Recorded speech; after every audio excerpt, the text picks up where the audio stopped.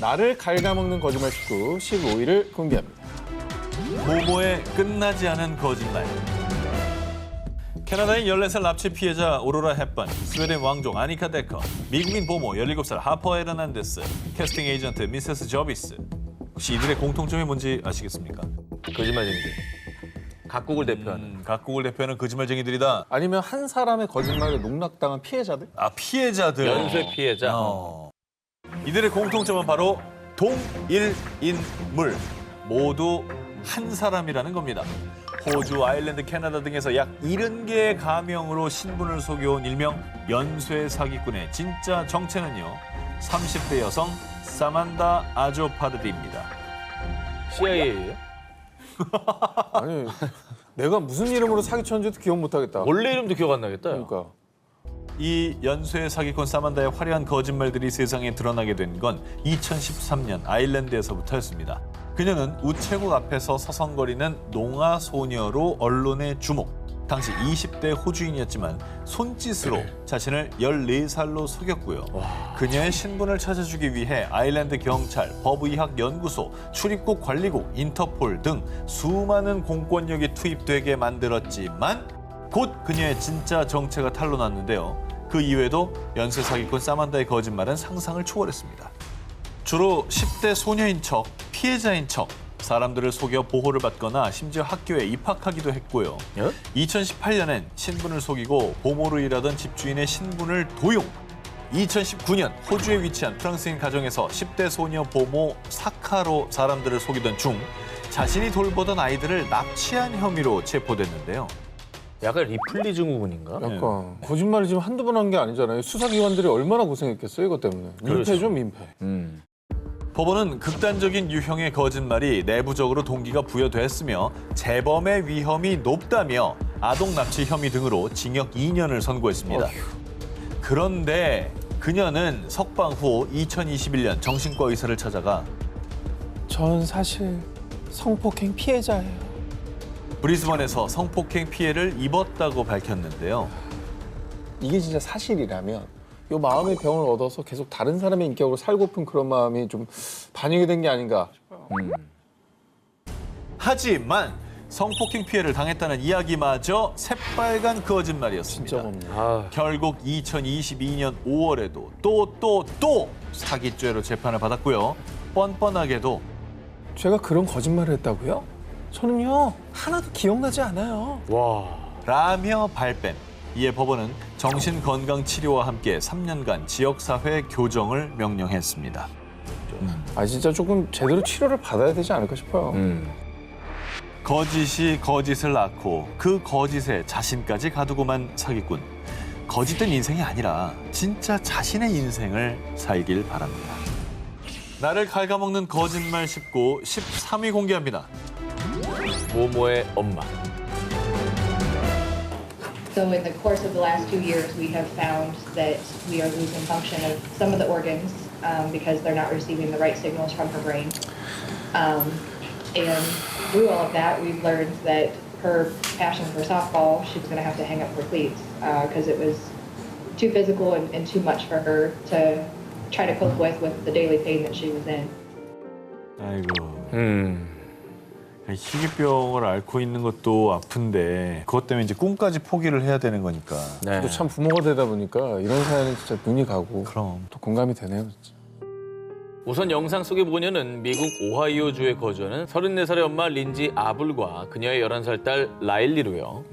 모녀는 2021년 3월 한 라디오 방송에 출연해 딸 라일리가 원인 모를 희귀병을 앓고 있다고 밝혔습니다. 하지만 엄마 아블은 SNS에 딸 라일리의 치료 과정, 일상을 업로드, 끝까지 희망을 잃지 않는 모습을 보여줬습니다. 이 사연을 접한 누리꾼들이 모녀를 응원하며 선물을 보내기도 했는데요. 이에 엄마 아블은요? 딸 라일리의 치료비를 감당하기가 힘들어요. 여러분의 도움이 필요합니다. 기부금 사이트에 사연을 올려 딸 라일리의 치료비로 4,000달러, 한화 약 450만 원의 기부금을 받았습니다. 이게 또 오늘 주제가 거짓말이다 보니까 이게 기부금을 받기 위해서 딸을 이용하여서 거짓말로 뭔가 사연을 만들어냈다. 이건 좀 아니길 바랍니다. 돈 받았다는 얘기가 나오는 순간 불길하다. 아니, 그러니까 불길해 지금. 얼마 뒤 경찰에게 접수된 익명의 제보. 아불은 딸이 불치병에 걸렸다는 거짓말을 하고 기부금을 받아내고 있습니다. 이에 경찰이 수사에 착수한 결과 라일리가 희귀병에 걸렸다는 건 새빨간 거짓말이었습니다. 아이고. 심지어 라일리의 치료비 명목으로 받은 기부금은 대부분 여행 경비로 사용됐습니다. 아이고야. 그런데 이 사건에서 딸 라일리 역시 피해자였습니다. 뭐예요? 사실 딸 라일리는 희귀병에 걸리지 않았지만요. 엄마 아불은 라일리, 네가 큰 병에 걸렸어. 살고 싶으면 엄마 말 들어야 돼. 알았지? 딸 라일리가 스스로 희귀병에 걸렸다고 생각하도록 세뇌. 이른바 가스라이팅을 한 겁니다. 엄마 말이니 철석같이 믿었던 라일리는요. 정말 자신이 희귀병에 걸린 줄 알고 진짜? 자신의 꿈도 포기하고 시한부 인생을 살았던 것입니다. 이거 아동학대지 이건 완전히. 완전 학대죠. 이건 아동학대예요. 총벌받아, 정말. 아니 우리 라일리 이거 건강하게 잘하려나 모르겠네. 진짜 걱정돼 죽겠네. 걱정이다 진짜. 정말 어린애인데. 이후 라일리는 거짓말쟁이 엄마로부터 분리, 아동보호시설에 위탁이 됐고요. 법원은 딸 라일리에 대한 엄마 아불의 양육권을 박탈. 아불의 전 남편에게 임시 양육권을 부여했습니다. 나를 갉아먹는 거짓말 19 8일 공개합니다. 청년 의사의 모모. 2020년 11월 아르헨티나 코르도바. 코로나19가 무서운 속도로 확산돼 모두가 공포에 떠는 가운데 24살의 청년 의사 이그나시오 니콜라스 마르틴은 의료진이 턱없이 부족했던 상황에 사람들을 도와야 한다는 일념으로 감염병 대응센터에 지원했습니다. 아유, 감사한 일이네요. 희생 정신을 보여준 아주 훌륭한 의료인이네요. 그렇죠. 네. 마르틴은 주로 코로나19 환자들을 돌보는 일을 담당했고요. 2개 이상의 클리닉에서 진료하며 적극적이고 친절한 모습을 보여 모두에게 호감을 샀습니다. 그리고 어느덧 뉴스 인터뷰를 도맡는 등 센터의 마스코트로 떠올랐는데요. Mi nombre es Ignacio Martín, soy médico voluntario del COE, vengo desde Córdoba para darle una mano a Bello 이 Dolores. 영상은 좋아 보이는데. Trabajo en el centro de operaciones TAC. En el caso de que sea una 인터뷰도 많이 했구만. 그러니까 거의 뭐 대변인인데 이 정도면. 또 잘생겼잖아, 약간. 그러니까. 그런데 아 제발 하지 그런데 마. 하지 마. 하지 마. 마르틴이 센터에 온 지 한 달이 지난 어느 날 어? 왜 진단을 이렇게 했지? 혈관 질환이 코로나19 때문이라고? 불안합니다. 아니 무슨 코로나 때문에 혈관 질환이 와. 말도 안 돼. 나도 그러니까. 알겠다 그건 이게 아니야. 뭐 호흡기잖아요. 호흡기인데 무슨 혈관 질환이 왜 옵니까? 센터의 한 관계자가 마르틴이 혈관 질환이 코로나19에서 왔다는 진단을 내린 것을 보고 의심을 품기 시작. 의사협회에 문의한 결과 정말 놀랍게도 마르틴은 의사가 아니었습니다. 뭐야? 아 근데 어떻게 면접 봐서 저기 들어간 겁니까 그러면? 감염병 대응센터라면서요. 아니 언론 인터뷰도 시켰다면서. 그러니까요. 뭐야? 뭐 어떻게 되는 거야? 마르틴은 의사는커녕 대학 문턱에도 가본 적이 없었고요. 병원 이송 요원으로 잠깐 근무한 게 전부였습니다. 나이도 24살이 아닌 19살. 왜 이래? 그런 그가 의사 행세를 할 수 있었던 건 우연히 한 여의사의 의사 면허를 손에 넣으면서부터였는데요. 의사 면허 속 나이와 이름을 위조해 하루아침에 의사가 됐던 거죠. 심지어 선생님들 괜한 인포데믹스에 속지 마세요. 그러다 병원 전체가 코호트 격리 조치가 될 수도 있습니다. 전문 용어들도 그럴듯하게 사용해 그 누구도 그가 가짜 의사라고 생각하지 못했다고 합니다. 이게 사실 코로나가 그때 확산 일로였기 때문에 의료진이 부족했잖아요. 부족했죠. 맞아. 검증을 제대로 못했나 보다. 일단 빨리빨리 들어가서 하라고 막 그랬나 보다. 아니 자기가 사기로 들어가 놓고 카메라 앞에서 왜 인터뷰를 해요? 난 그게 진짜 이해가 안 되네. 조사 결과 코로나19 오진 등 엉터리 처방을 남발한 사실이 밝혀졌는데요. 그런데 더 놀라운 사실은 마르틴의 가짜 행세는 이번이 처음이 아니었다는 겁니다. 의사뿐 아니라 사진작가나 교통단속, 전담, 공무원을 사칭하기도 했었는데요. 그가 사칭을 하고 다닌 이유. 다름 아닌 뒷돈을 받기 위함이었습니다. 아, 결국 그는 직위 남용 및 불법 의료 행위, 사문서 및 공문서 위조 등의 혐의로 체포됐고요. 그에게 진단을 받은 사람들 중 사망한 환자도 있어서 직접적인 관련 여부에 대해서도 조사 중이라고 어머. 합니다. 전 범죄야. 사람 생명을 다루는 직업을 뻥을 치면 어떡합니까? 처방 때문에 사망했는 살인죄죠. 살인죄지. 자신의 만족이나 욕심을 위한 거짓말이 타인에게는 치명적인 피해를 줄 수 있다는 점 명심하시기 바랍니다. 나를 갉아먹는 거짓말 19 4위 공개합니다. 모모를 속인 사기꾼. 2020년 중국 장쑤성. 장두구 법원으로 서류들이 도착했는데요. 서류는 화장 증명서, 호적 말소 증명서 등 누군가의 이 사망을 증명하는 서류들로요. 사망한 사람은 약 3억 원을 사기친 혐의로 재판을 앞두고 있던 범죄 용의자 마오였습니다. 당시 마오는 질병 때문에 보석 허가를 받았던 상황. 그랬던 그가 질병으로 급작스럽게 사망한 건데요. 갑자기? 자, 그런데 얼마 뒤 마오, 당신을 사기 혐의로 체포한다. 정말 놀랍게도 죽은 줄 알았던 마오가 체포됐는데요. 그의 죽음이 뭔가 석연치 않음을 느낀 법원이 조사에 돌입. 사실 확인을 위해 마오의 집에 전화를 걸었는데요. 장두구 법원입니다. 마오 씨 사망 확인차 연락드렸습니다. 예? 저희 아버지가 돌아가셨다고요? 잘 살아계신데 그게 무슨 말이에요? 사기 혐의로 재판을 앞두고 있던 마오는 자신의 생사를 가지고 또다시 거짓말을 했지만 차마 딸까지 속이진 않았습니다. 아버지의 추악한 거짓말을 몰랐던 딸 덕분에 마오의 생존 사실을 알게 된 법원은 그 즉시 마오의 주거지 관할 공안과 의료보험관리센터에도 확인한 결과 모두 마오의 사망 관련 증명서를 발급한 사실이 없다는 것을 확인했고요. 이에 공안은 마오의 소재 파악에 나섰습니다. 그리고 얼마 뒤 마오는 공안에 체포. 이후 공안의 조사 결과에 따르면 사실 제가 몸이 많이 아프거든요. 아 근데 감옥 가면 힘들잖아요. 그래서 사망 증명서를 위조했습니다. 이런 정말 말 같지도 않은 이유 때문에 처벌받을 것이 두려워 도장과 사망 증명서들을 위조.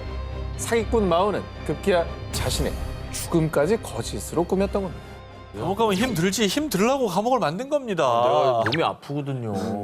가지 말아야지. 아파서 힘들까 봐. 더 힘들어질까 봐. 갈 만한 일을 하지 말아야 되는 거고. 자신의 죄를 거짓 죽음으로 회피하려 했던 사기꾼 마오.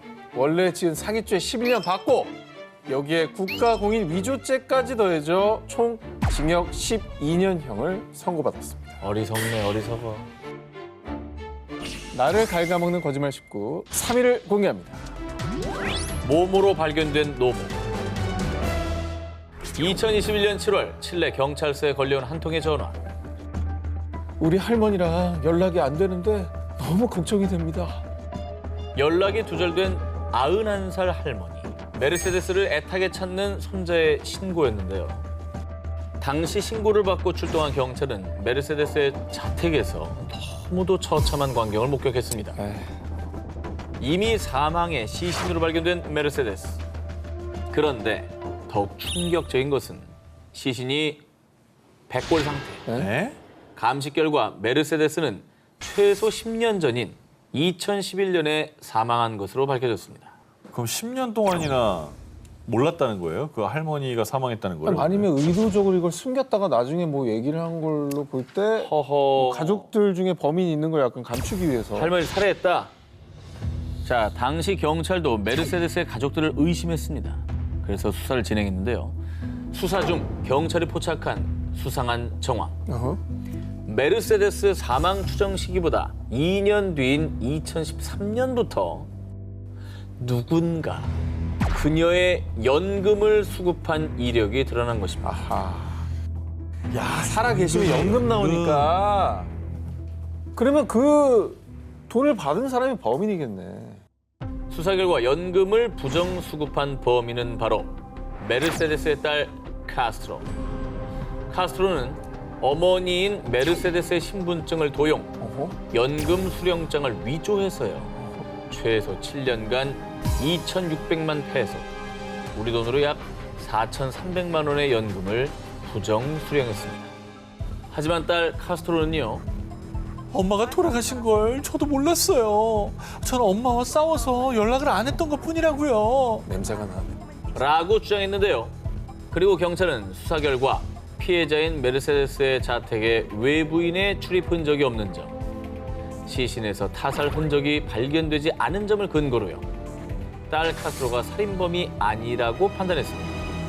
그간 친척들이 카스트로에게 어머니 메르세데스의 안부를 물어볼 때마다 노모를 부양하지 않았는데도 불구하고 어머니가 건강하다며 거짓말을 하고, 그렇게 수년간 거짓말을 반복하며 사망한 어머니의 연금을 부정 수령한 딸 카스트로는 결국 사기와 시신 은폐 등의 혐의로 기소됐습니다.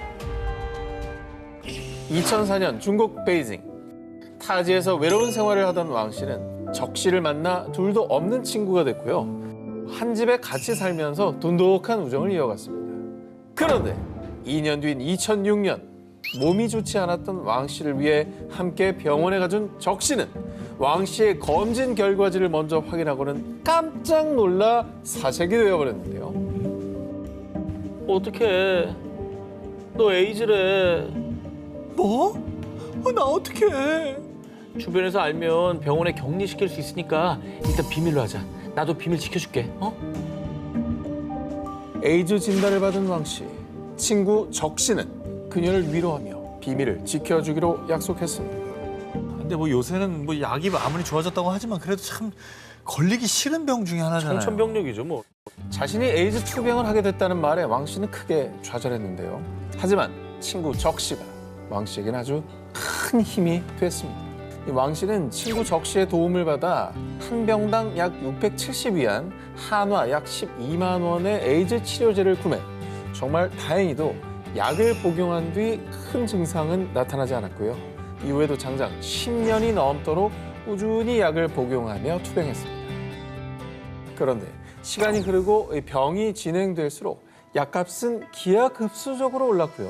급기야 2017년에는 한 병당 가격이 2만 1,000위안, 한화 약 390만 원까지 치솟았습니다. 어머. 이에 약값이 감당되지 않았던 왕 씨는 주변 사람들에게까지 돈을 빌려야 했는데요. 자, 그런데 말입니다. 여러 차례 돈을 빌리는 왕 씨를 이상하게 여긴 사촌 언니의 추궁으로 자초지종을 설명한 왕 씨.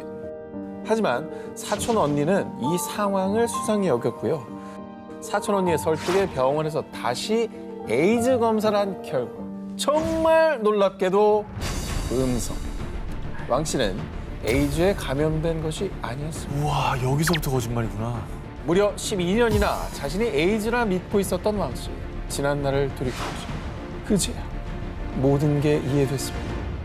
병원에서 에이즈 판정을 받았던 그날, 왕 씨가 검진 결과지를 확인하기도 전에 적 씨는 검진 결과지를 찢어버렸는데요. 그리고 적 씨는 왕 씨가 에이즈라며 거짓말. 치료제 구입을 명목으로 무려 12년 동안이나 친구의 돈을 가로챘던 겁니다. 12년 동안 본인을 에이즈 환자로 알고 살았으면 진짜 인생이 완전. 정상적인 사회생활을 했겠냐고요. 결혼도 못하고 그동안에 남자도 안 만났을 거고. 안 만났겠죠. 마음에 드는 사람이 자기한테 다가와도 밀어냈을 거고. 밀어냈겠지. 그 12년의 세월은 어떻게 보상을 받느냐 말이에요. 자신을 위해 희생하는 줄로만 알았던 친구 적 씨에게 큰 배신감을 느낀 왕 씨. 결국 적 씨를 공안에 신고했고요.